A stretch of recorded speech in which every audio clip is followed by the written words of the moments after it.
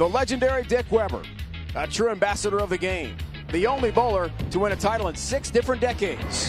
This Hall of Famer won 26 titles. He converts it. It's over now.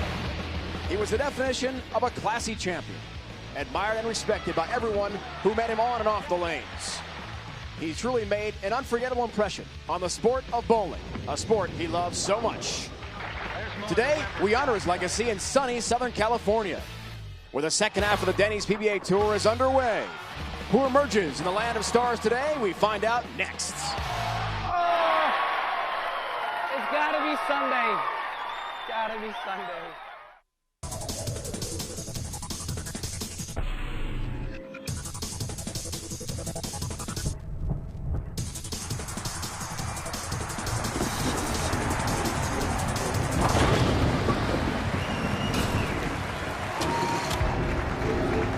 From Fountain Bowl in Fountain Valley, California, not far from Los Angeles, ESPN proudly presents live coverage of the Denny's PBA Tour. Today, we honor the great Dick Weber with a throwback 5-man stepladder format. We started with 153 bowlers. They rolled 15 games of qualifying to cut to the top 24. Those bowlers competed in 24 games of round-robin match play that included one positioning round game. In the end, it's all about total pinfall. The top 5 made the stepladder finals. Jason Couch, the top seed. He awaits all challengers. One right-hander on our show. It's the King, Walter Ray Williams Jr. Well, bowling fans, welcome to Southern California. Glad you could join us today. Dave Brown alongside Chris Barnes, filling in for Norm Duke. Glad to have Chris back on TV, and Randy Peterson. Well, our top seed has really struggled mightily over the past 2 years in the stepladder format. 0-9, Randy. But Jason Couch, our top seed today, thinks he can change all that. Well, Jason Couch had a very tough first half of the season, but the new year has brought new life for the most powerful lefty on tour. Jason has been red hot on this West Coast swing, finishing 3rd in Reno and 6th last week. This week, he's your tournament leader in the stepladder format, totally dominating this event. He is your defending champ, and in his mind, this is his tournament. This is the first time since 2003, Windsor Locks, Connecticut, we have 4 left-handers on one show. The lone righty that year in a blizzard in the snow, remember that was Mika Koivuniemi, who won that show. Now, Walter Ray, Chris Barnes, is the lone right-hander today. Can he repeat the feat? Well, if anyone can do it, Walter can. He is truly amazing. In a week where I had 3 games over Jason Couch's average, Walter found a way in the last block to average over 245 to overtake Mike Scroggins for the 5th spot. He's counted on his full bag of tricks this week. He's played him straight. He's played him slow from as far left as 25, and in qualifying, he was as far left as 30. You don't get to see it on TV much, but Walter is amazing at a lot of different things, and he's going to have to pull them all out this week to overtake this field.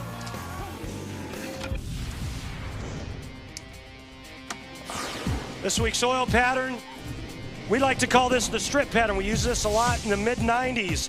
And what that means is oil, a little bit less oil, oil, a little bit less oil, and so on. The player said this is the slickest they've ever seen the outside part of the lane. And Chris, you bowled on this firsthand. Give us some insight. Well, the left-handers to have any chance at all are going to, well, they're going to be playing up 11-12, and they're going to use the shim at 13-14. Walter, to have any chance, needs to break down 11-12. If it doesn't break down, he'll move into 20.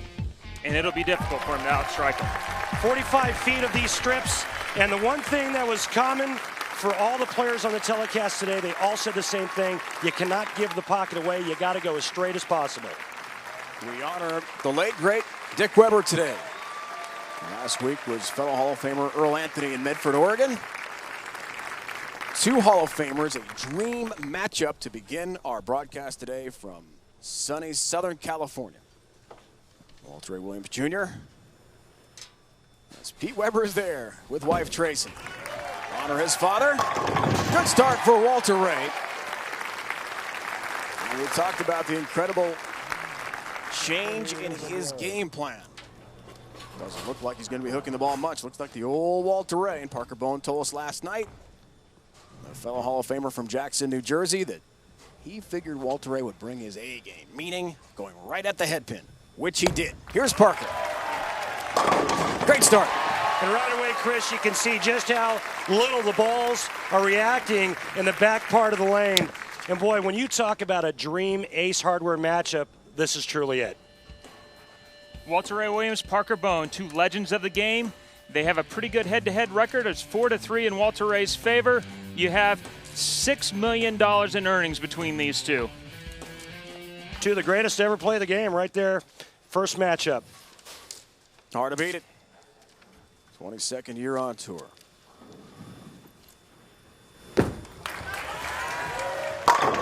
Great start for the lefty. Boy, when you try to emulate styles, this is one you'd certainly want to try to copy, whether you're left or right-handed. And Parker's been doing just what you've seen for many years out here. Contrary to that style, check out this style, which kind of reminds me of somebody trying to have a sword fight with a hummingbird. But just so great at repeating shot after shot. Truly amazing. He's got an amazing mind. He sees angles differently than most bowlers. He'll play lines that people won't normally play because it doesn't look like it's going to carry, and he just out-repeats people time after time. Saw the path of television for Walter Ray, and head-to-head in the round-robin match play. We told you about the format a few moments ago against the bowlers on this show, how Walter Ray fared.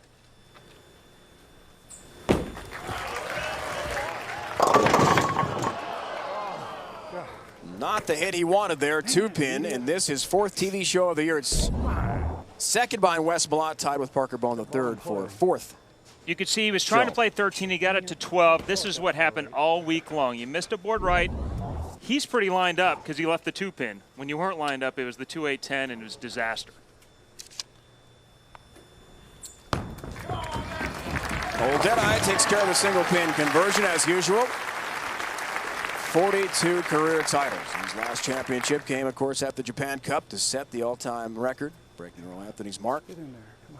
Walter Ray, 47 years old. One question we had when we had the Reno broadcast a couple of weeks ago, how long will he do it? He said, as long as I'm competitive, can stay in the top 10 or 15 in the world and win tournaments, he will stay on tour. 7-pin. Week 7 for Parker, and Parker this week is bowling with a heavy heart. His father-in-law, Roger Beamish, passed away this past Wednesday, and our condolences from the players and the PBA and all of us here at, on the tour. We send our condolences out to the Beamish family, Parker Bohn's family, Doug Kent, who actually flew home after he was finished on Thursday. So our hearts go out to the families. Doug's wife, Chrissy, is sister of Leslie, Parker's wife, so they're all related. And watching today in Michigan, we pass along our best to their family. Very unusual not to have Leslie watching with either Justin Bratton or little Sydney supporting Parker here on tour. Hope to see Leslie back soon.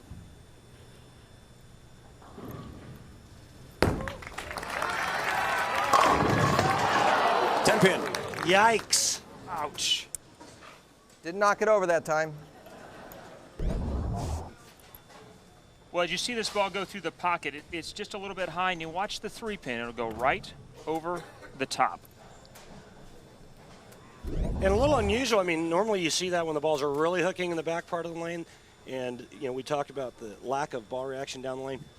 Stone, 10-pin for Parker Bohn the third. Watch out. Missed it.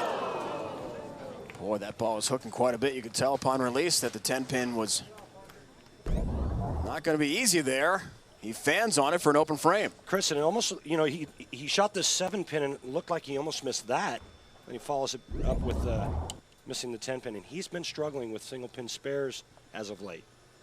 If anyone can take advantage here, Randy, it's Walter Ray, who has a 10-pin himself. Neither bowler effectively in the 1-3 or the 1-2 pocket for the left-hander Parker Bohn the third. Boy, and these are the crushers. It's been hard enough to get to the pocket all week long. You get there, you ring the 10. It just, they're backbreakers. Yeah.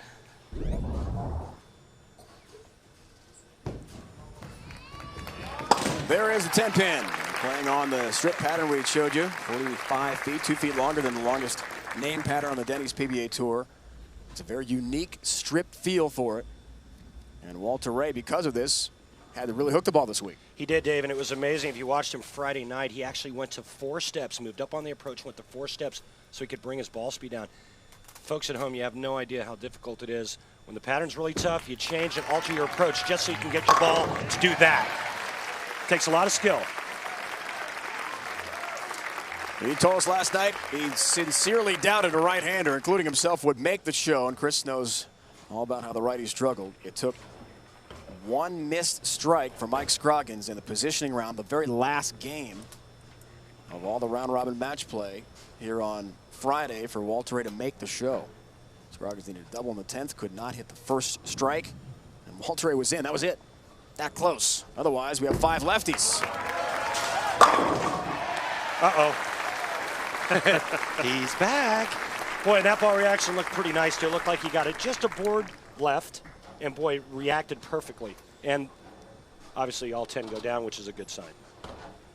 Well, ironically, Parker's look has gotten better as the blocks have gotten longer. His pace hasn't necessarily gone up as the blocks have gone on, but the rest of the left-handers have struggled as we've gotten further in. The front breaks down a little bit, more oil down lane, less angle into the pocket, and more 7-pins.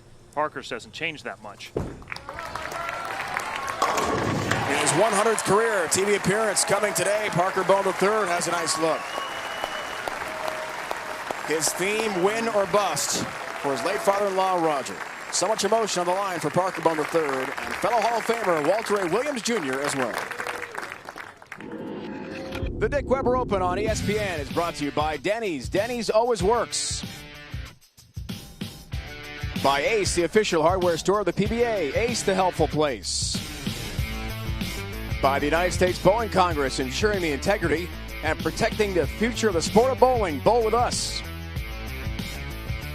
And by Motel 6, official lodging partner of the PBA. For the lowest price of any national chain, go to motel6.com.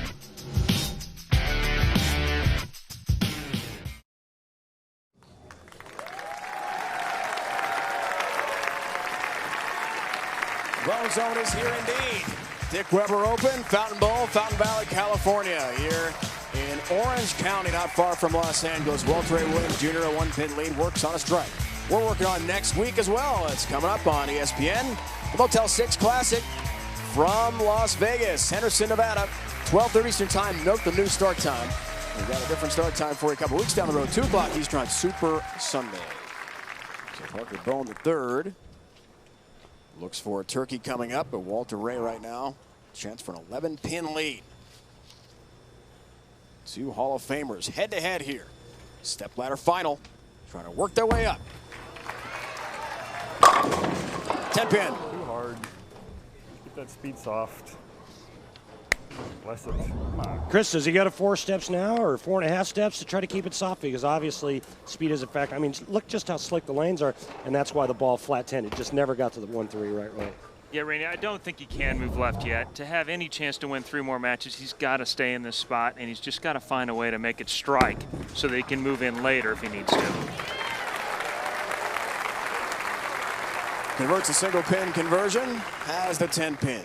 Our Flomax Weekly Update, 49th last week, but in Reno did make the show, lost to Patrick Allen in the finals, bidding for his 43rd career title. So after match play, the 5th and final seed to make it to the show. Stepladder finals. He really likes this format, he told us last night.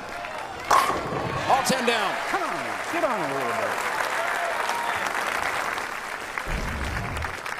Watch this ball finish a little bit harder in the back part of the lane because of the speed, and that one faces up the pocket properly.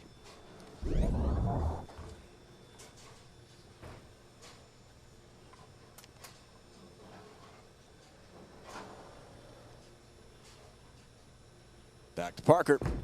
Chance to take a lead here. Oh, a tap on number 7, but it stands.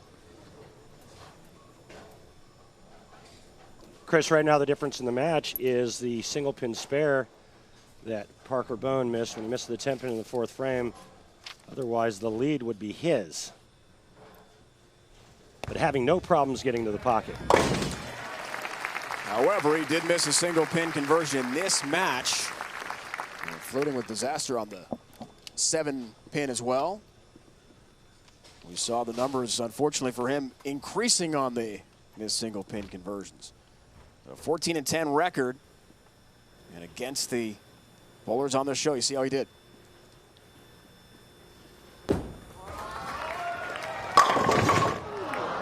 There's a 7-pin again. Chris, what's the adjustment now? There's obviously a carry problem in the Bohn camp. What does he do? Well, it looks like he's got transition now, where there's more oil down lane. It's causing his ball to hit a little flatter. All week long, he doesn't chase in. I mean, he doesn't move right and hook it more. He has to get firmer up on top of it and just make them fall over. First time we've seen him on TV since December 10th in Baltimore. Beltway Classic won by Sean Rash. Just won last week in Medford. Walter Ray, 47 years old, more than willing to keep going in his brilliant Hall of Fame career. All 10 down for him. And Chris, we talked with Walter last night about NFL players like Tiki Barber is retiring top of his career, top of his game after what may be a Hall of Fame career for him. He said, look, we don't make the millions of dollars that football players do. I'm going to have to bowl out here for a while, and I love staying competitive. That's the most important thing. Yeah, this guy, since I've been on tour, this is in my 9th season, we've written him off at least 3 different times, and he's won Player of the Year at least once after each of those times. And don't kid yourself, he is loaded. He's done okay, has he? All-time money earnings winner in history because of shots just like that one. Did he say hook, I mean, fade? What happened there? He's obviously developed a little bit of hook spot in the front there. He got it in, and that ball sat. That does not bode well for the rest of the field. Well, you said it earlier. He got all that practice. Maybe he built up a spot. Parker Bohn, the third, needs to strike out 9th and 10th to have a chance. There's one. Strikes out. He shoots 225. Walter Ray right now going at a 228 pace, meaning if he goes spare strike, he'll be in the high 220s with good count, first ball in the 10th. So Parker is going to need some help. Not only that, he can't afford to miss in the 10th frame. Parker told us last night that distinct possibility Walter Ray could really have a great run here as the lone right-hander. Parker many times in his great career has been the lone lefty on a show. No traffic on the right side except for Walter. And what did Jason Couch, our tournament leader, say in the interviews? He said he's only afraid of one guy today, and that one guy being Walter Ray.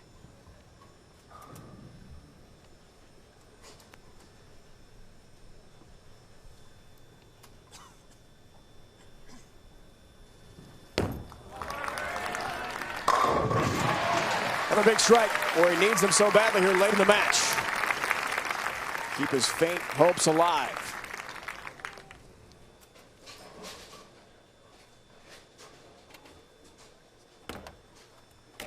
Been a long time since Parker held the trophy aloft. January 16th, 05 against Chris Barnes in the semifinal. Sorry, Chris. Robert Smith, the finals.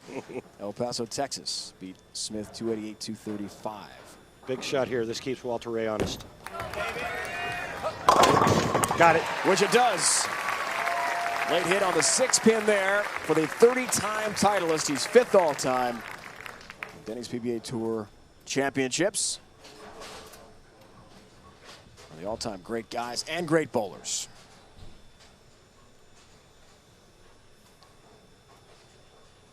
In many ways, a modern-day Dick Weber. Really an ambassador of the sport. 4-time Steve Nagy Sportsmanship Award winner. For good reason. And he finishes well here. Hall of Fame finish right there. He told us last night how desperately he wants to win this for his late father-in-law, Roger. Passed away from cancer this week in Michigan. Trying so hard for his family. Win or bust, that was the theme for Parker. The 4th seed stepladder format. Now Walter Ray steps up with a chance to win it. 10-pin. Spare here. Oh, just a little more lift. Come on. And another flat 10, and he's a winner. Watch here, the speed was much better, though. He was much softer with it, and it gave it a chance. This lane's been his tough lane. If he gets firm on it, it can go by and bucket pretty easy. Spare 9, he moves on. Spare 8, we have a tie. There's the spare. Now he needs 9 to win. Remember last year, guys, at this very event, we had a roll-off. Norm Duke, Jason Couch. Couch won that en route to the title. Defends his championship here today. Looking for his 14th career crown. He's the #1 seed, awaiting all challengers. How many times in his great career, moments just like this. Chance to close the door, which she'll do.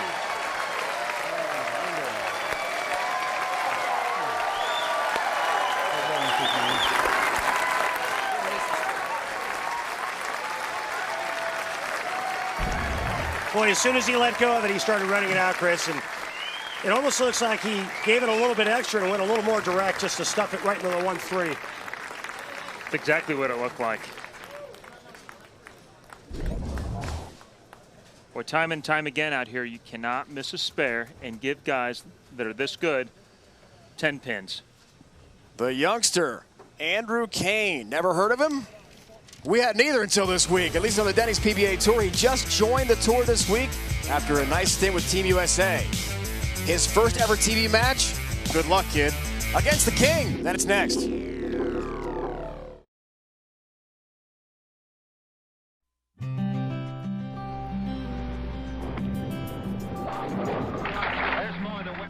Dick Weber was born for bowling. Dick Weber showed up. I don't care what age he was a threat to take a spot out of the finals. Dick was special, real special. Dick dominated because he eventually, to me, became the greatest bowler that ever lived for longevity. I don't think anybody, this is my personal opinion, will have the desire to want to bowl 60 years. And he won a major tournament 6 decades. I can't, if I live to another 100 years, I don't think that's going to happen. You have to understand something. I've met John Wayne.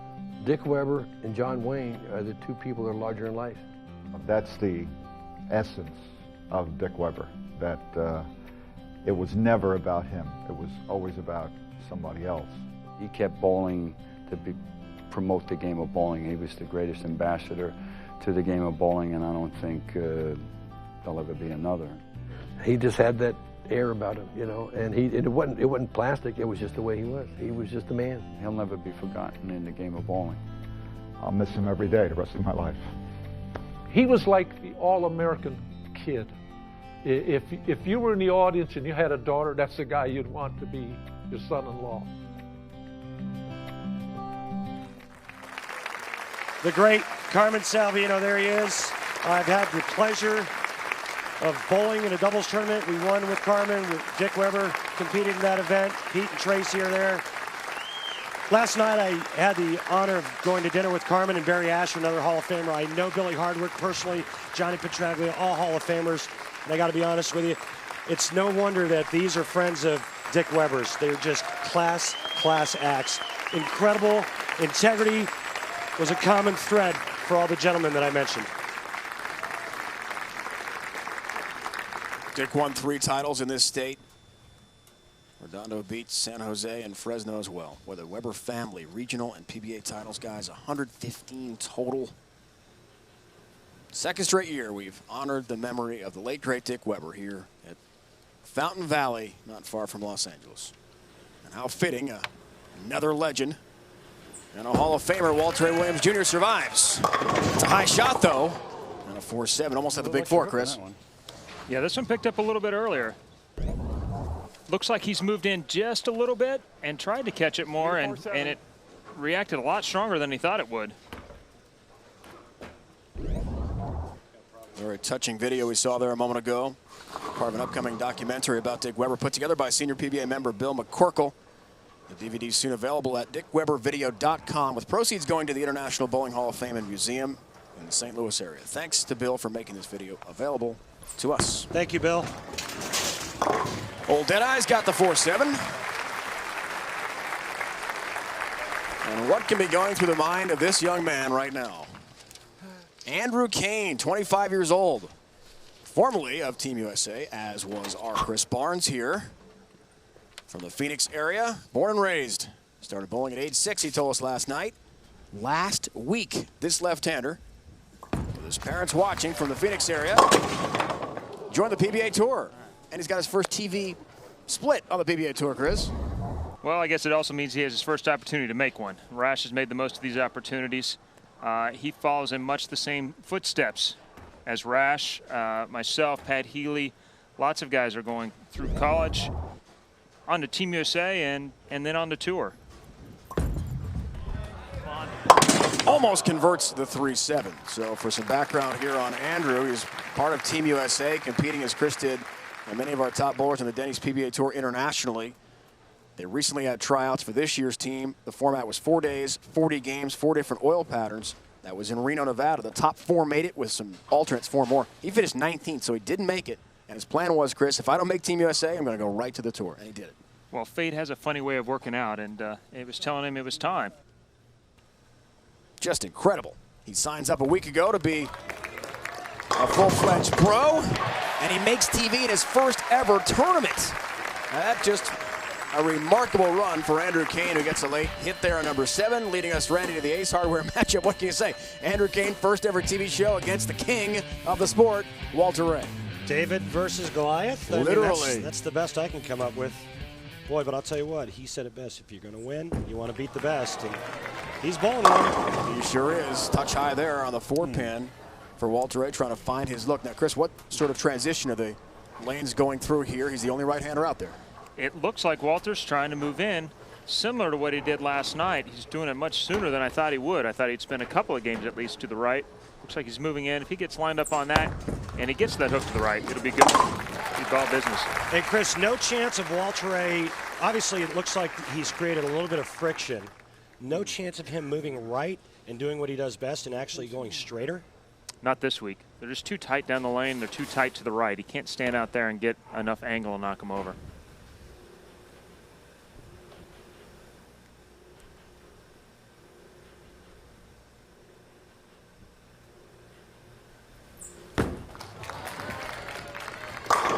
Like that, with 5 seed, originally from Northern California, but he was 18 years old, moved to Chino, which is about 30 miles from where we are here in Southern California. So he's got plenty of family and friends here. His mom Esther has made the trip again, saw her in Reno, second time his mother has had a chance to watch him in action. Andrew and Walter Ray are a little familiar with each other. Andrew helped out when Walter Ray shot an instructional DVD in Phoenix as one of the extras working on some shot making on the video. I imagine shots like that will help on Walter Ray's list to try to sell that DVD. I'll tell you what, I was real impressed with Andrew when we spoke with him on Friday night. He's a very personable young man, very intelligent. And I watched him bowl and match play, and every time I looked over, it seemed like he had a 6 or 7 bagger. He's only been on TV twice in his life. Team USA, Chris, twice.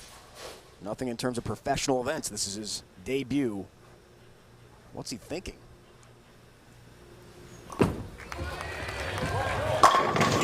Well, he's thinking that he's tied against the best right-hander on tour. You know, Andrew has a ton of experience that belies the fact that he hasn't been on TV before. He's bowled lots of mega bucks. These international tournaments, the intensity is ratcheted up to a level that can rival what he's going to feel right now. So he's not foreign to it, but this environment is always its own beast. What a story. Against the legend, who has a 10-pin again. He liked it off the release, Randy. Well, Chris said it earlier in the first match when Walter Ray did the exact same thing on the exact same lane. Young Mr. Cain went open to start, but he has since thrown a 3-bagger, and Walter Ray can maybe sense that the young man has got a little momentum, and he surely doesn't want to fall too far behind. So he really wanted that hit for a double. There's Mom Esther here again for the second time in 3 weeks. Walter was on TV in Reno, lost in the finals to Patrick Allen to open the second half of our season. His brother Jeff, brother John, and sister Cindy are also here in the audience today. He's got 6 brothers and sisters, most of whom are scattered throughout California. So Walter Ray's got a good rooting section here in Orange County. Oh boy, that was way light off the release. He just couldn't stand that ball, Chris. What happened? Well, this ball's just right at target, and this is his better lane. This is unexpected. He knew it pretty early on. It's about 2 boards right at target, which you almost never see Walter do. Fortunate to leave a 2-pin and an easy spare for him. Yeah, most righties this week left a 210 or 2-8-10 on that hit. As you said or alluded to earlier, Because the lane's being so slick down the lane, that's why I thought what he did this week was so incredible, because the lane's being so tight down the lane, you can't get it right of the head pin. And when you did, it was a disaster, and he comes away 9 spare. Jennifer's here. Wonder how nervous she is right now. Heart's got to be thumping, no question. Wow, 7-pin, he liked it off the release. So back in 2002 in Latvia in Europe, he made a TV appearance, World Cup, and Denmark 2003. That's it in terms of television exposure for this youngster from Valley of the Sun.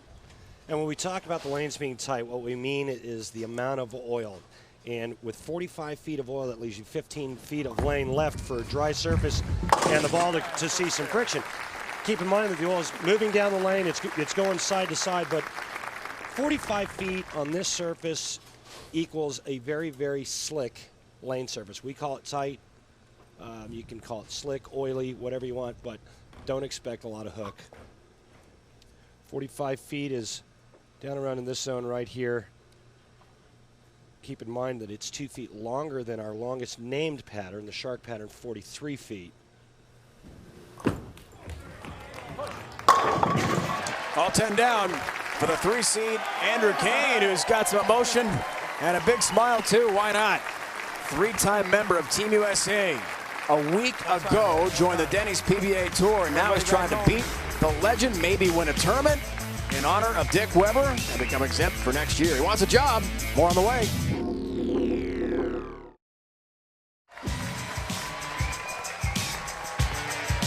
Andrew Cain joined the PBA Tour, applying for membership a week ago. The Arizona State All-American is here, and he's got a lead on Walter A. Williams Jr., leading us ready to the Atomic Edge. One of the things that Andrew keys on is his first step. Notice how short it is. He's all about tempo. He has to keep that first step short and then let everything flow. But we've talked about swing direction time and time again out here on tour. Watch this. Out to in. Beautiful, beautiful swing. Keeps the elbow in the hand, tucked to the inside, and creates a beautiful release. 2002 Bowler Journal Amateur of the Year. He's never been on TV before. How about that? Against the all-time tour title leader, Hall of Famer. Make some good shots.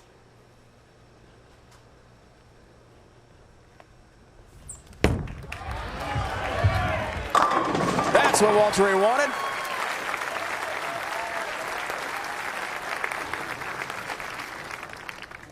Told us last night, Chris, he really feels fortunate to have gotten this far, to be the only right-hander on the show. With all the lefties doing so well, went to that last shot we talked about against Mike Scroggins, but he wants to make the most of his opportunity, doesn't he? Yeah, he can call it fortunate if he wants, but it was nothing short of phenomenal. Not very often, week in, week out, you see everybody bowl that you're truly impressed by somebody's effort, and wow. This is to tie it. He'll do it. Big double for Walter Ray. We're all even. Let's see what kind of character young Andrew Cain has now that Walter Ray has evened up the match. Andrew told us last night it's just been overwhelming. Around the first block of qualifying in this total pinfall event, he had a great look. He thought, I've got a chance against these great bowlers. And here he is. And there's a 10-pin. Chris, you like that one? That's the second one. Are you kidding me? Second one of the day. The toughest shot to throw, I believe, is the one right out of the commercial. You've sat on the bench for 3.5 minutes. He did get to watch Walter throw, so he gets back in the flow of things. But then he throws a great shot and just doesn't get it. Parker left the same thing on the same lane, if I'm not mistaken, right? And did the same exact thing. He fans on the 10-pin. A late open disaster for the youngster. And our 3-seed Andrew Cain from the Phoenix area. All right, it was on the other lane, right? Yeah. Same exact hit, same exact result. Unbelievable.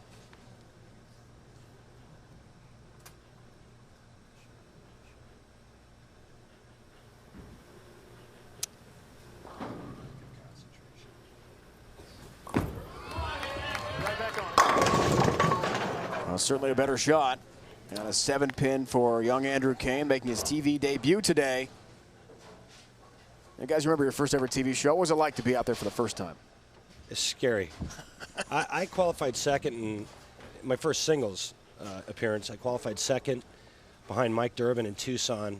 I shot 156, and David Ozio ran through the field and won.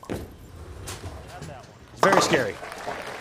Yeah, for me, it was I led in Albuquerque, and they were hard, and I shot 163, though. You know, a little better. All right, sure. You clipped me by 7. Yeah, a loss is a loss. It doesn't matter the number.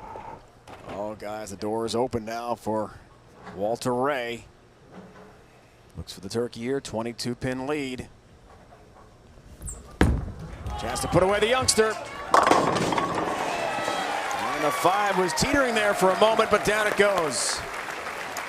Take a look at the move that Walter Ray made from match number 1. Watch this. He's right around the 13th board. This match here, let's take a look to see how many boards left he's moved. Right around 16. So a good 3 boards left with his target. Chris, how many boards do you think he's moved with his feet? No more than his angles changed. Probably only 4, maybe 5 at the most, but probably 4. He does it mostly with drift more than where he starts, and he's changed his speeds to allow it to happen. Keep in mind, folks at home, anytime the lanes start to change, you always want to move your feet and your target. I see a lot of amateurs at home only moving their feet, and they leave their target the same, and all that does is increase angle. Guys, interesting to see the balk there from Walter Ray. That happened in Reno. Heading into the 10th frame in the finals against Patrick Allen. Was distracted by a photographer off lane there. He rarely stops in the middle. Looks for a 4-bagger here. Look out. Look Touch out. high. And a 9-pin could have gone up by 32 pins there. The ball better than that. Yeah, it wasn't a good shot, and he knows it, but you know what? Not a lot of margin for error for Walter Ray on this pattern. Walter Ray, spare here, strike spare, 10th frame. Doesn't matter what Andrew Cain does. Walter Ray will move on. And this guy doesn't miss spares, does he, Chris? They're trying to climb the ladder here on the 3rd match. Come on. Next seed, 2 seed in this event is Patrick Allen. Number 1 seed is Jason Couch. A couple of great lefties, along with Walter. Those 3 guys were involved in the Reno show to begin the 2nd half of our season. 2 weeks back, won by Patrick Allen. That was his 8th title. Here's Andrew Cain again. Yeah. Trying to get back in it. One time. Well, that's a great recovery there. Great recovery. You know, he left the stone 7, and it's so hard to not throw the next one a little bit firmer, and it's exactly what he did in the left lane. He got a little firmer. He flat 7'd. He throws all 3 here in the 10th. He forces Walter to strike on his first ball.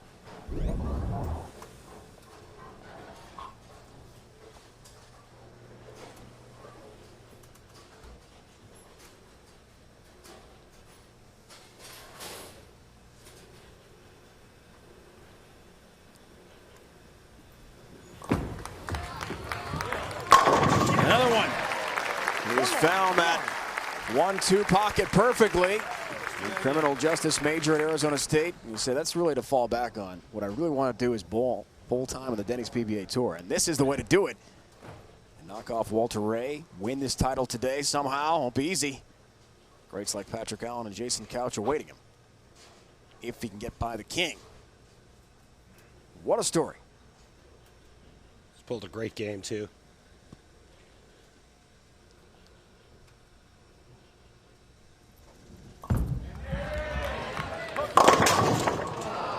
Six pin there. Now Walter Ray can breathe. He knows that all he needs is a mark to move on.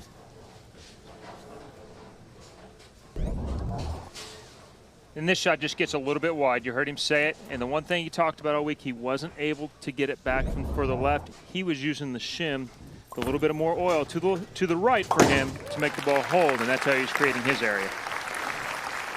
Trying to become the 11th lefty. As we see two other southpaws waiting in the wings. Jason Couch to the right is our top seed. There's Patrick Allen. They look mad. They look ready. Now Walter Ray needs his mark. They look like they want to take this guy down. Murderer's row right there. Yeah. That's what he needs to win. And there's the 10 pin. He liked it on the release. Come on. Just a spare. If he misses it, we have a tie, but Walter Ray doesn't miss single pin spares, does he, Chris? They said he actually missed 2 this week, which I find I've incredibly never hard to believe. seen him miss a single pin. Spare conversion, he won't do it here. He'll have the mark and the victory over the youngster Andrew Cain. Wow. Take a good look there. You may be seeing a little bit more of Andrew Cain out here. He's got plenty of game, like you alluded to earlier. He's got that great swing that pushes it. You know, it's so key on the left side to be able to manipulate your break point front to back more than right to left like it is on the right side. And that swing will allow you to do a lot of things. He'll be around for a while. Next up, Patrick Allen, a rematch of the H&R Block Classic to begin the second half of our season 2 weeks ago in Reno, Nevada, won by Patrick Allen. Walter Ray would love nothing more than to win the rematch. Stepladder Bohn, nothing more exciting in the Denny's PBA Tour. Walter Ray's 1-2. Can he make it 3? Patrick Allen is next. We find out on the way.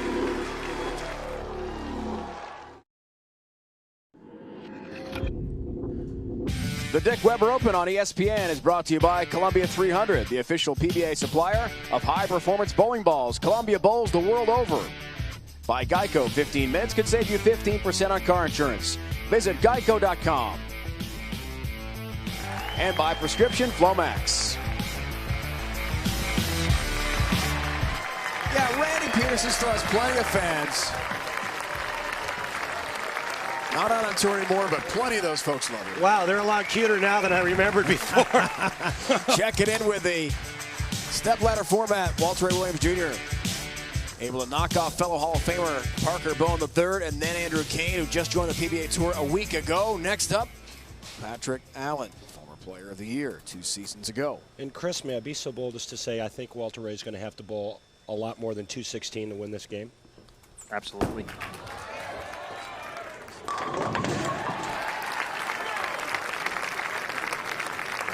Another mother may I, as Norm Duke would say. Norm, get well soon. Still with the bad toe, but another mother may I step to the left for Walter Ray, it looks like. Yeah, it looks like he's moving in deeper. He's getting pretty close to where he was last night when he made his big run. And evidently that's where he's trying to get to as fast as he can. Here's Patrick Allen, 36 years old, from the Tampa, St. Pete area. What an incredible story. We've heard from him this year. The 2 seed leaves the 10 pin. First half of the year. Was top 15 in rankings, but did not make a show, Chris. He makes a ball change, goes back to his original equipment manufacturer, and then not only makes a show in Reno, but wins it. It's pretty amazing. Confidence is everything. And once you you start to have some self-doubt, you have to make some changes, physical game changes or something else to key yourself and allow yourself mentally to feel like you can win again. And let me just make a point that there was nothing wrong with the equipment that Patrick Allen was using, because there's a guy by the name of Wes Malott that uses the same exact equipment, and he's leading the tour in just about every statistical category. So it wasn't a ball issue. He didn't match up. And speaking of matchups, here's your Ace Hardware matchup. PA, Walter Ray. Well, the lefties, they did out-average all of the right-handers this week, and Patrick Allen, boy, he was zeroed in all week long. Again, riding that wave, coming off the win in Reno.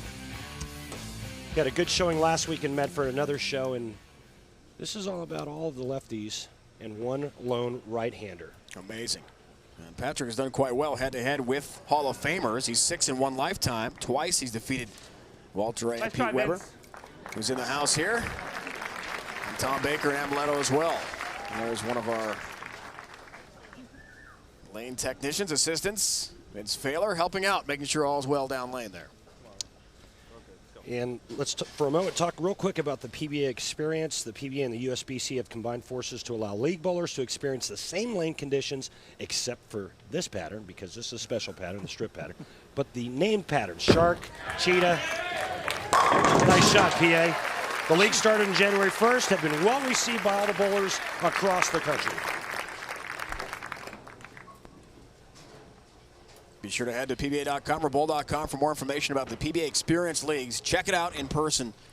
I understand really good turnouts early. Folks really enjoying the chance to compete on real Denny's PBA Tour oil patterns. There's been great participation. It's what I practice on at home too to get ready for the tour. It's been great, a great learning tool for me and a way to keep sharp out here, way more than years past. Boy, why would you not want to play the same golf courses the pros play? Well, here's your chance to play on the same oil patterns that we play on week in and week out, or I should say we, because I'm not bowling every week, but the same oil patterns the pros are playing on week in and week out. Walter Ray, big giant move left. He's got that hand going around the side now, Chris, and all of a sudden we may be looking at a situation where Walter Ray has created a little something for himself out at the arrows. Boy, you can see the ball speed reduced there, and a perfect 1-3 pocket strike for Walter Ray.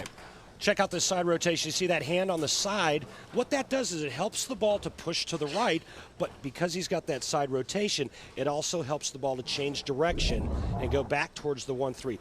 What I like to see is the deeper you move onto the lane, the more you have to get the ball to go away from the head pin, the more rotation you need to get it back. Patrick Allen in an early hole. He is off the mark there and has a 3-pin. This shot looks like it's just a little bit further left than he wants to go. That last tracer right there, he needs to be on top of that or inside of that, to the right of that. That's where these guys have been really lighting them up.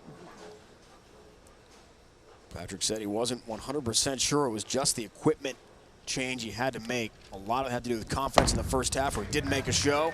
That's remarkable for a former player of the year. Made a career high 6 TV shows last year. But he's made the change in equipment. Wins his first show back, now makes a TV show 2 weeks later. He's back on the scene, no question. Here are some of the matches he had, round-robin match play against the other bowlers on our TV show today. Already Parker Bohn, the third, Andrew Cain, the newcomer to the tour, have been dispatched by the legend Walter A. Williams Jr. He's off to a great start here with a turkey against the 2-seed Patrick Allen.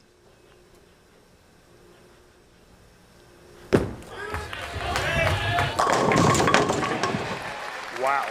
Mamma mia, did you see that ball hit the pocket? Oh, my Lord. We just talked about where that ball had to get down lane at that tracer, and this one gets another board outside of it down lane. Look at this very last tracer, right there. That was another board outside of it, and he caught a handful of that one and got it back from no man's land. What do you mean by tracer? The Pro-Am lane has 2 tracers down the lane at 40 and 45 feet. The closer ones are at 15th board, the downlane ones are at 45. Bit high there, a split for Walter Ray. And those are just secondary targets, and they allow you to check break points. Guys have gotten much better at using them. And you see here, Walter, he's gotten a lot slower. He's gone to 4 steps now. He just didn't make quite a big enough move on this lane.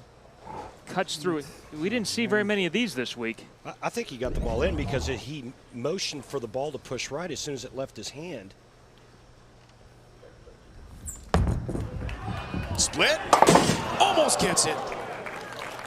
The 4-9 leaves the 9-pin open frame for Walter Ray after the turkey to begin this match. And Patrick Allen works on a strike. For the spare ball, he's using 5 steps. He's off the back of the approach. This is pretty normal for Walter Ray. Like Randy talked about earlier, for his first ball now, watch, he'll be up at the front set of dots, and he'll cut his steps down to 4. 1-1 his career against Patrick Allen, including a final in Reno a couple weeks back. Lost to 255, 247. It's a great look from our crew where he starts. And the finish, all 10 down, 60 feet to success for Walter Ray. Little 4 steps with a little shuffle step just to get him started. But there is an opening for Patrick Allen now. Down 6 pins, works on a strike here, 5th frame, chance to take a 4-pin lead. It's not too late to join the PBA's new Fantasy Bowling League. It's free to play, and there are lots of great prizes to be won, including official PBA gear, autographed memorabilia. The PBA Fantasy League site has a new look and exciting features. To join the league, click to the interactive link of the PBA.com home page. Check it out today. PBA.com.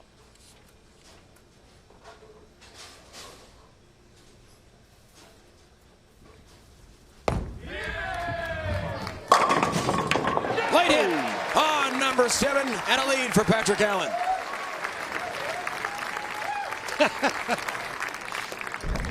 Wow. This is marvelous. Watch this. A little bit of back end there, and then a lot of pin dancing on the deck. I thought one of the most amazing stats about Patrick this week, not only did he average 242 in his wins, but he was probably the most consistent guy because he averaged 221 in his losses. That's tough to beat. Sure is. One of the top lefties of so many southpaws. Dominant this week on the strip oil pattern we talked about. Oh, little Fountain Valley shim, baby. Never hurt nobody. Patrick Allen, 5th all-time on TV. Not a bad win percentage, nearly 67%, 22-11. How about that? But he's against the all-time tour title leader in Walter Ray Williams Jr. Got a great match. Walter Ray trying to climb the ladder. More on the way. Let's hit the road with the Denny's PBA Tour. Henderson, Nevada. We're in the Vegas area for the first time since January of 2003. Strike Zone, Sunset Station. Check out the times, ticket information for the Pro-Ams at PBA.com. Then we're going to El Paso, Texas. Looking forward to returning that part of the great state of Texas. Last time we were there, Parker Bohn III won his last title in early 2005. David Osborne, Gary Foreman, Vice Presidents of Operation Administration for Fountain Bowl. Once again, we are back here in Orange County. 6th straight year that ties for the most consecutive centers we've been to in the PBA Tour. Ozzy, love your tri-tip. And for those folks that have never had tri-tip, it's kind of a West Coast thing. Started in Santa Maria, California, where I used to live. Walter Ray out of the break. Cuts it to 4 pins. A close match with Patrick Allen. Tri-tip is a steak that you barbecue. More like that. Just in case you were wondering, Dave. Sounds great. Yeah, it is. Speaking of great, anytime you say the word great, I think you should follow it up with Walter Ray Williams Jr. And right now he's looking to take the lead, working on a double. 47 years old. He said, sure, my body aches a lot more than it used to. Sometimes less, but he's still competitive. Still firing. And still making big shots like that to take a lead in the match with Patrick Allen. When was the last time you seen Walter Ray this fired up, Chris? You know, I think he feels it. He's been on a mission all week long. He was really, really grinding it through this tournament when it didn't look like he had a chance. He said, after I'm done bowling, what else would I do? Golf, horseshoes? Come on. Not as fun as bowling. He wants to compete still. Sit home and count his money? Yeah, that wouldn't be any fun. Not for Walter. I don't think it would. Here's Patrick Allen. Big strike. Ooh, that's nasty. Yeah, PA looks pretty comfortable right now. Come on, man.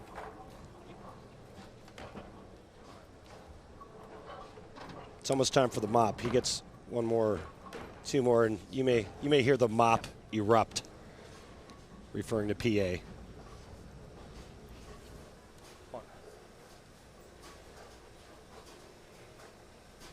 He's been red hot on TV. Goes back to the Grand Rapids win last season, which prior to Reno was his last title. Looks for a 5-bagger in frame. Wow, 10 down. What do you say, Fountain Valley? That's right. This looks familiar. 2 weeks ago in Reno, Patrick got the crowd going at the National Bowling Stadium, and the same case here against Walter Ray. The King would like to change the result, however. Well, I think right now he's at the point where he has to keep striking to win this match, because I don't think Patrick Allen's going to miss again. Is to go down 4 pins, needs it. Has it. Yeah. Come on. Hold me. This ball's inside. This crosses right at 19, which is another 3 boards left to where he was at. This right lane's key for him because it's a little bit tighter down lane. The ball doesn't hook back as much. He can't get it as far right. He's going to throw 3 big ones in the 10th to have any chance in this game, and he's going to need some help from Patrick to even get that opportunity. The brilliant technician making his moves. The only right-hander on the show. A pattern dominated by lefties. Can he do it again? You bet. 10-pin down. He may be more underrated for his versatility than anybody on tour. Most of the time on TV, you see him playing 10. He's playing 20. He's out-hooking the other guys on the show and getting it done. I mean, most of the time you see him playing like first arrow. He's throwing it really hard and straight from out. I mean, that's his bread and butter, but he does it because he's bowling on a fresh oil pattern. Fresh oil, not a lot of games on it, just the practice. But he can play anywhere on the lane. Make no mistake about it.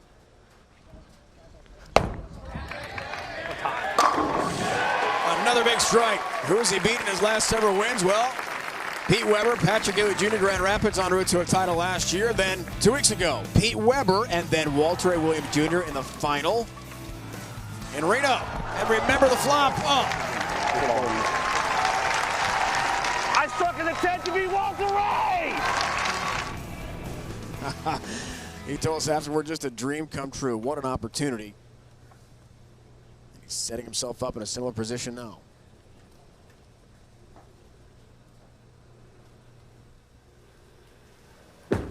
Perfect on the lane so far. 10-pin, 7-pin, excuse me. A bit non-strike there for Patrick Allen. This is a great shot, though. This is exactly what he wants to do. Gets it just inside that tracer down there. That is the ace that he was looking for, and he loved it right off his hand. Yeah, that's pretty good for the money right there.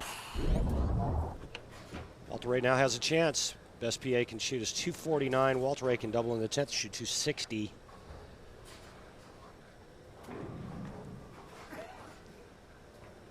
Seen a couple of missed single pin conversions today. Look out. Whoa! Got the side of the pin. Hey, I told you it was going to take more than 216 to beat PA. Yeah. How about that? Sometimes the lane gets down to about 80 feet to success. Yeah. On some of those single pins at the end. And I was right once. Once out of every 30 times. That's not bad. Oh, like you've never been on TV before. Well, Patrick, you have. We didn't like that shot, and I thought it was pretty good. Boy. I guarantee you the folks at home thought it was pretty good. 22-11 career numbers on TV. 5th best all-time win percentage. Plenty of experience under the lights. Shots like that prove the point. Had there been a little bit of feel at the bottom that he didn't like any other shot, because those are identical as far as where they cross the arrows and down lane. I'm sorry, Chris. Walter Ray must strike first ball in the 10th frame to beat Patrick Allen.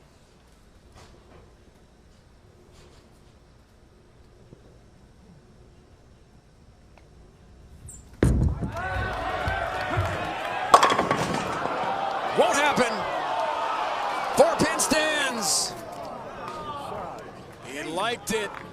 When the last time on that, bagger. Sorry, Dave. The last time he was on that lane, he went high and he liked this, which tells me he should have moved. I think he did move. The angle through the front looked like it was bigger, and it's still hooked off that spot. We will have an all-lefty matchup for the title. This year's Dick Weber. The Dick Weber Open. Patrick Allen has advanced. He'll take on the top seed Jason Couch. 2 southpaws head-to-head, as Randy pointed out. And how about Patrick Allen against these legends? He'll be 7-1 now, lifetime against Hall of Famers. And Patrick's averaging about 248 at Walter for his career. Not on bad. TV. Those are all TV matches. 3-0 against Walter on TV. Great run this weekend. And the lone right-hander is gone. Pete Weber acknowledges fellow Hall of Famer Walter A. Williams Jr.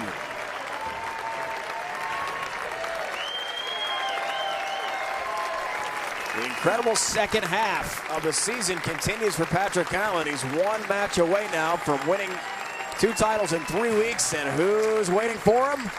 The top seed, the big Florida Gator fan who loved that national championship for Urban Meyer on the football field. Now, on the lanes, he'll try to become the king of the day and repeat the feat. Defend his title in Fountain Valley. Can he do it? We find out next.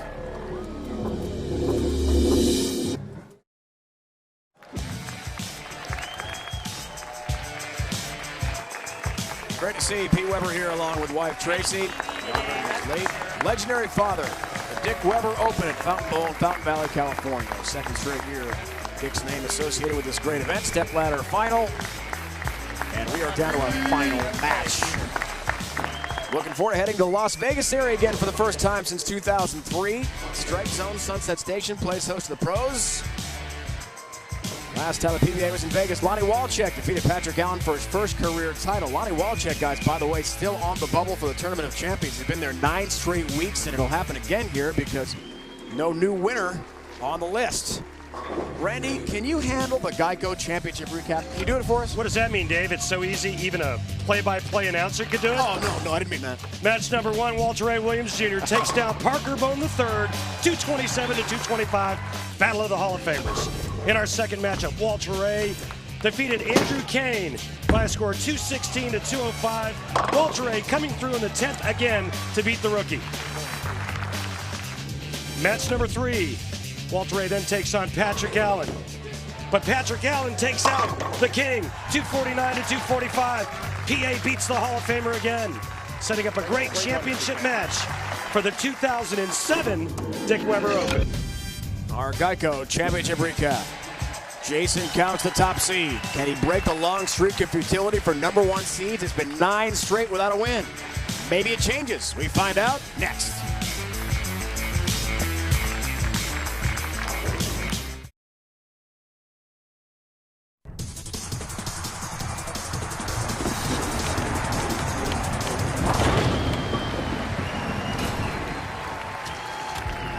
Who was the last top seed to win in a stepladder event?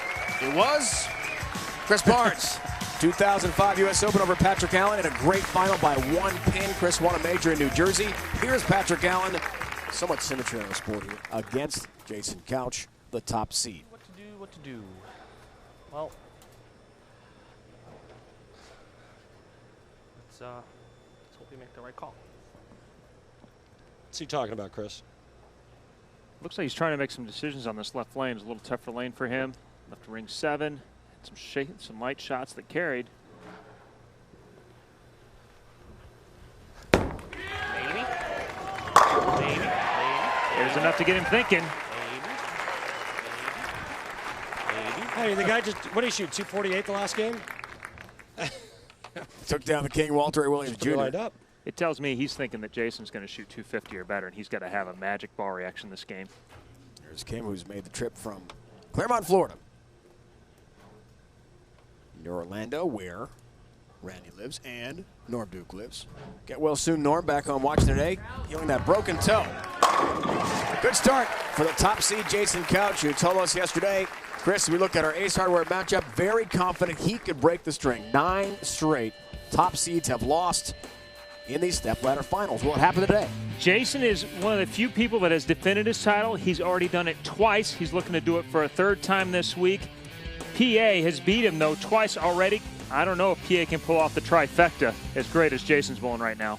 Tell you what, and Jason Couch was able to do this week what he likes to do, and that's really get on it. A lot of power, a lot of speed. That's the way his game was built. That's the way it was designed, and that's what he likes to do the best.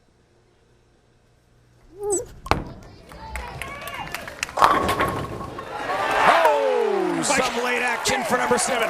Got hit twice. Not once, but twice. You talk about walking into somebody's wheelhouse. This is Jason's wheelhouse, and he hasn't got to show it in a couple of years out here because we haven't had a lot of oil in the front of the lane. His ball's picked up too early. This week there's oil down lane. It's all about power, and he's got more than anybody else. Game's most powerful left-hander.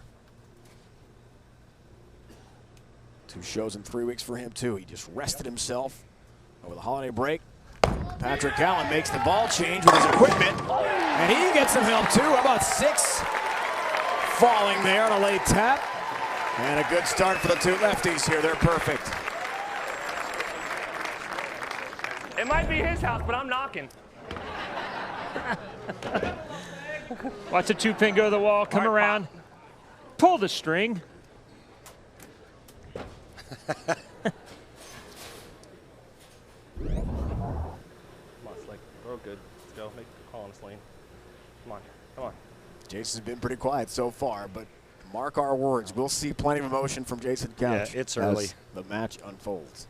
It's early. What a run for Patrick Allen here throughout this event, and today. I'm knocking, baby. Come knocking. I'm knocking. I'm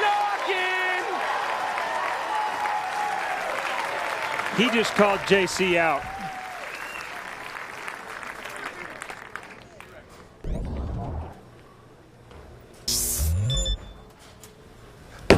I'm knocking, baby. Come knocking. I'm knocking. I'm knocking.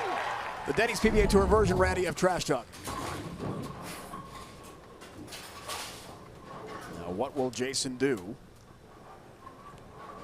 with a strike of his own here to keep pace? Looks for the turkey to begin this championship match.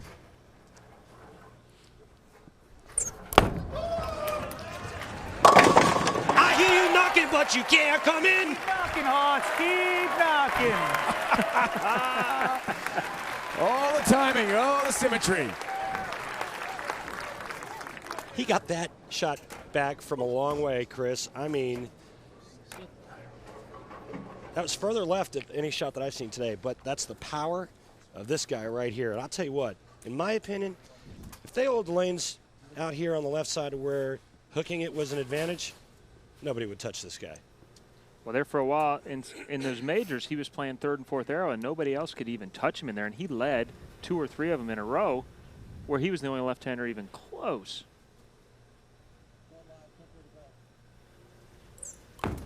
Looks for the front four. Has it. What a start for these two great champions. Perfect games going to the final. Jason Couch, the top seed. Patrick Allen, the 2 seed. More on the way.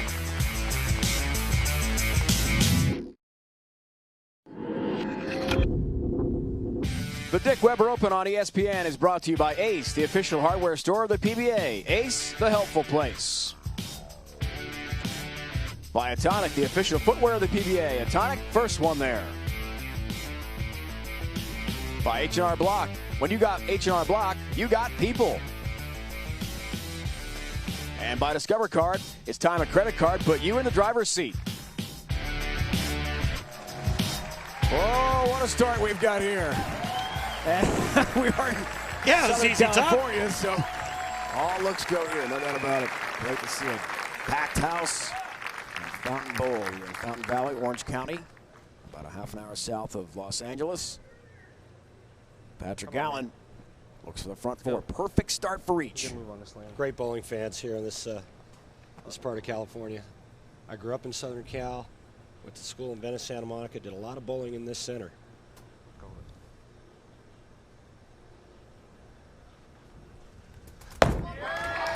Right move, no. And the break, not the move he wanted or the result, Chris, with a 4-7. He was talking about he was making a move here, and his last shot on this lane looked pretty good. He was hoping he made the right move halfway down the lane, and it came off that spot really hard. He must be feeling a lot of friction in the front of the lane, making his ball pick up too soon, and he just said he's going to chase it. He's going to go ahead and move right, create more angle through the front, get his ball further down the lane before it hooks. And is this problem being created by Jason Couch? Yeah, I would say so. Jason, they had a lot of practice in this break. It's the longest break on the show. They each got about 10 or 12 shots apiece, and Jason's rev rate can really make it move around in a hurry. On top of the fact you've already had 3 games with left-handers in it too. Hard to imagine, guys. Top seeds like Jason Couch are 0-5 this year. Ryan Schaefer on Long Island to Norm Duke. Wes Malott. Sorry, Chris knocked you off in Chicago. Tony Reyes knocked off Wes Malott, Taylor, Michigan there, Detroit. Doug Canover, Jack Jurek. It all started. Walter A. Williams Jr. set the record against the top seed Pete Weber, Japan Cup this season. Top seeds just can't win. Patrick Allen wants to continue the trend here today. It's not knocking anymore.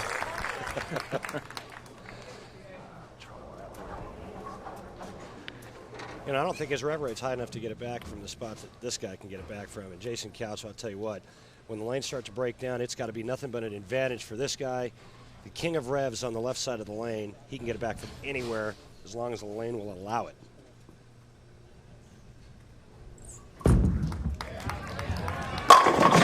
Wow. Perfect start ends, but he's got a 7-pin to deal with. I'll tell you what, he thought this was money off his hand. Look how great this is. And that's one of the fastest ring in sevens you'll see. Huge Gator fan. Had 2 plasma TVs. Rented a special hotel suite in Reno to be able to watch multiple angles of the national championship game. And this week received in the mail his Gator championship hat, 2 t-shirts. Average leaders this year, Jason Couch, he is in 4th this season. Norm Duke trying to defend that title from last year. Norm, as we talked about on the broadcast today, healing that broken toe. Back home in the Orlando area, Walter A. Williams Jr. just turned another fabulous season. Wes Malott, 5 TV shows, Chris, to lead the way. And you're at number 8 right now. Yeah, I'm hanging on, but those guys have really put it on him this year. Go back to Tommy Jones, Japan Cup 04-05. Last time someone defended a title. Can Jason Couch do it? He thinks so.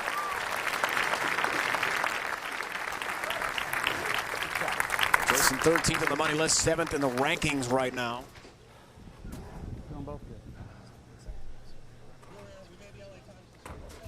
A very slow first half of the year, as did Patrick Allen. Well,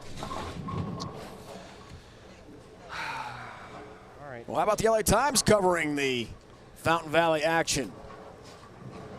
guess with me here, CD. Good to see Billy Oatman there and Kelly Kulik as well. First woman to make our Denny's PBA Tour exempt list. Bill Plaskey wrote the column. No sport like life in the oil lanes. Good to see that serious media attention, Chris, in a big market like this. Absolutely. They do a great job here in LA. Whoa, watch out. You know, Randy, last night, PA said that when the lanes transitioned and they started to pick up in the front, it wasn't his best move to go ahead and move right. And he's moving in where Jason is.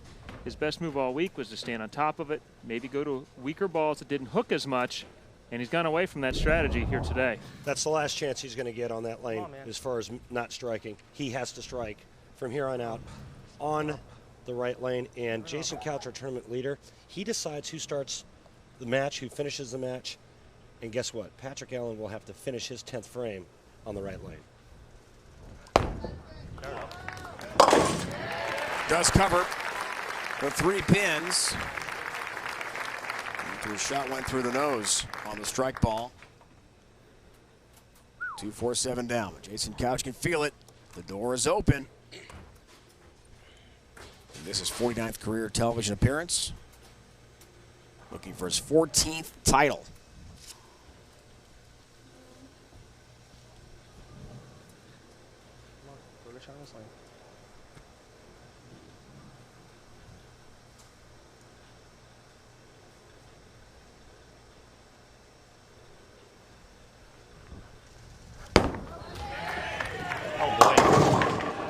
I didn't like that much. Almost had a split to deal with. Just the single pin conversion now.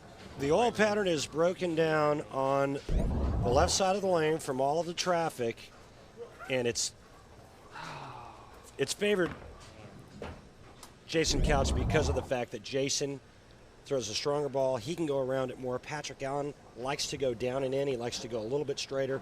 And unless he makes a big move and tries to do a little bit of what Jason's doing, he doesn't have a chance in this match. And the question mark is, I'm not sure he can do a little bit of what Jason's doing.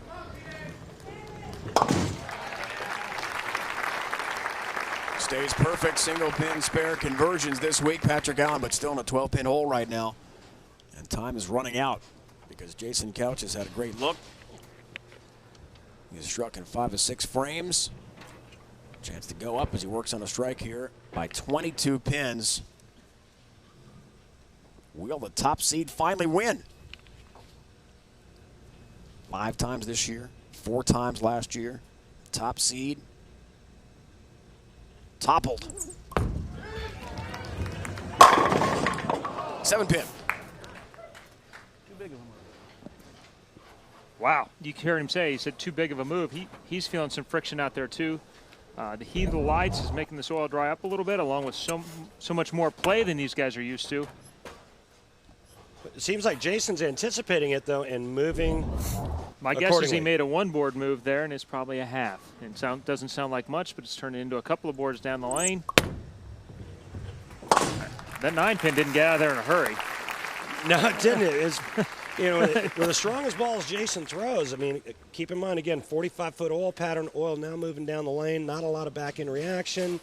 Hard to believe his ball would ever leave a weak 7. But again, on the very long patterns, you get a little bit light pocket, and you run that risk. Now the tendency here is off that flat 7 is to go ahead and catch it a little bit more. This is the one to watch out for. So doesn't turn to a 6-pin or a 6-8. So the top seed struggles, guys. Last year, first ever season. Yes! The PBA Tour that a top seed didn't win an event. And Jason Couch has designs on changing that.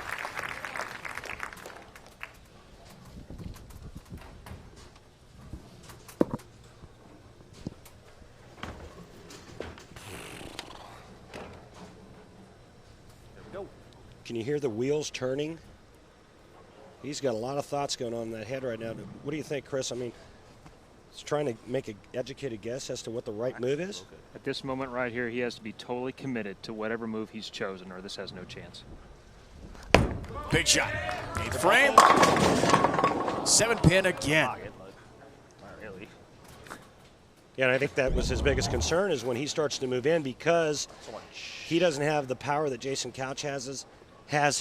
He starts moving in, he tries to go away from the pocket a bit, he runs the risk of leaving that flat 7. Yeah, it looks like PA's ball is a little bit shinier than Jason's already. And you combine that with a little bit less rev rate. You know, the thing he's been fighting is thumb down, and I haven't seen that shot at all. He's thrown it awfully well, but his matchup's going away, and he's gone away from his strategy during the week, too. Watch out. Does get the 7-pin. It's not bowled poorly here, but Jason Couch has been more solid. Please, please stay behind at one time in your life. God. Being awful hard on himself for a guy that won a couple weeks ago and is still very much alive in this match. Come on, man.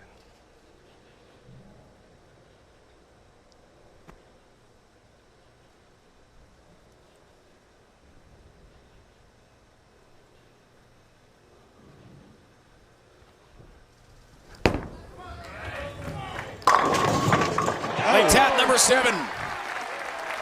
That looked like Reno 2 weeks ago for the win. Envy, baby. It's all about strategy, making moves at this point of the match, Chris. And as Patrick said, no one can get further left than Jason can, so he's got to make his adjustments the other way. That's what he said, but he actually moved into where Jason is. He's still to the left of him. He's not as deep as Jason, and the ball going through the pins is kind of showing that a little bit, that he can't get it back quite as easily. Patrick Allen can strike out to shoot 236. Jason Couch strikes out, he shoots 259. Looks for the double. Foundation frame, 23-pin lead. Which one more good one. He has. One more.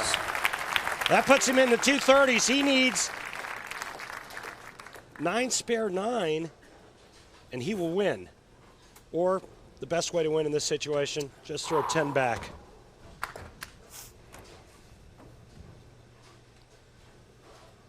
Wife Kim watches closely. Daughters Courtney and Haley back home. Must be locked right now to see Dad so close.